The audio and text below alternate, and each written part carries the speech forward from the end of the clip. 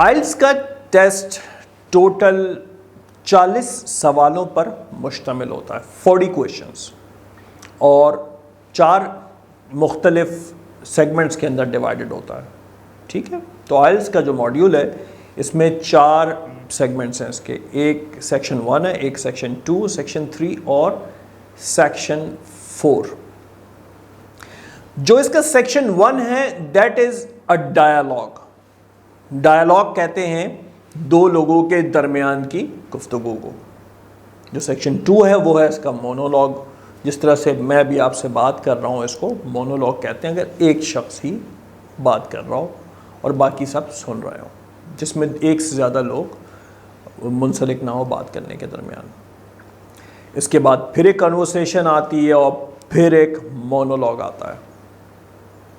अच्छा, हम टारगेट करते हैं 8+ बैंड। उस 8+ बैंड को टारगेट करने के लिए हम अपने जो टारगेट्स हैं उनको मॉड्यूल में सेक्शन वाइज डिवाइड कर देते हैं।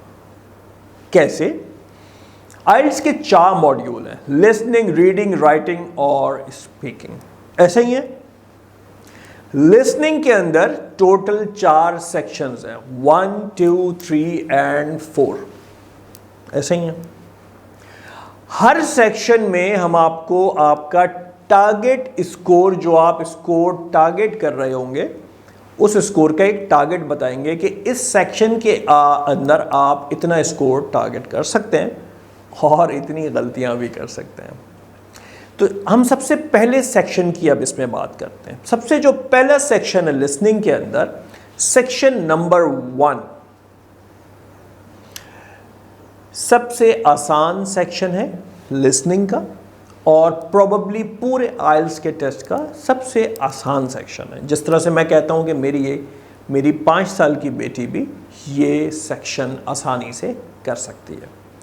तो जब पहला सेक्शन इसका इतना आसान है तो इसमें हमारा टारगेट बैंड क्या होना चाहिए?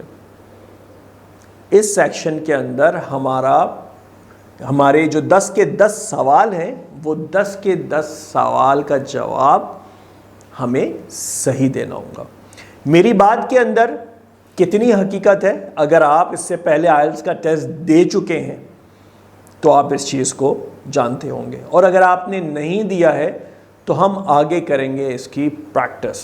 और जब हम इसकी प्रैक्टिस करेंगे तो आपको अंदाज़ा होगा कि सेक्शन 1 कितना आसान है। जिस तरह से आपके आइल्स लिसनिंग के सेक्शन आगे बढ़ते जाएंगे, वैसे वैसे आइल्स का लिसनिंग सेक्शन की जो सवालात हैं उनका डिफ़िकल्टी लेवल भी बढ़ता जाएगा।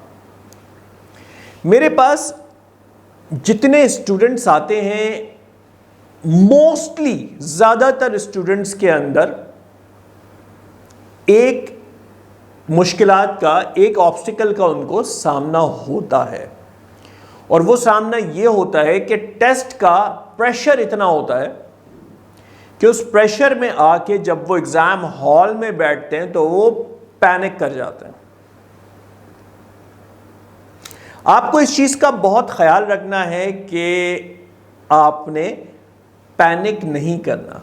पैनिक ना करने की तरकीबात और टेक्निक्स मैं आपको साथ साथ बताता रहूँगा, क्योंकि मैं ख़ुद 2 दफ़ा आइल्स का टेस्ट दे चुका हूँ, रियाद सऊदी अरब में, एक दफ़ा IDP के ज़रिए और एक दफ़ा ब्रिटिश काउंसिल के ज़रिए। तो मुझे अच्छी तरीके से पता है कि एक स्टूडेंट किस किस स्ट्रेस से होकर गुज़रता है इस टेस्ट के अंदर। तो हमने जो इसके सेक्शंस, जो सेक्शंस है आइल्स लिसनिंग के, जिस तरह से 4 सेक्शंस में ब्रेक हुआ है आइल्स लिसनिंग, तो पहले सेक्शन में जब हम टारगेट कर रहे हैं कि उसका स्कोर हमारा 10 आउट ऑफ 10, 10 आउट ऑफ 10 आना चाहिए। तो जब आपका पहला सेक्शन 10 आउट ऑफ 10 का निकल जाता है तो ऑटोमेटिकली आपके अंदर एक कॉन्फिडेंस लेवल बिल्डअप हो जाता है। जब वो कॉन्फिडेंस लेवल बिल्डअप होता है तो आप पैनिक स्टेट से दूर चले जाते हैं, और हो सकता है आपसे एक गलती भी हो जाए। तो अगर एक गलती हो भी गई है तब भी आप पैनिक स्टेट में नहीं आते।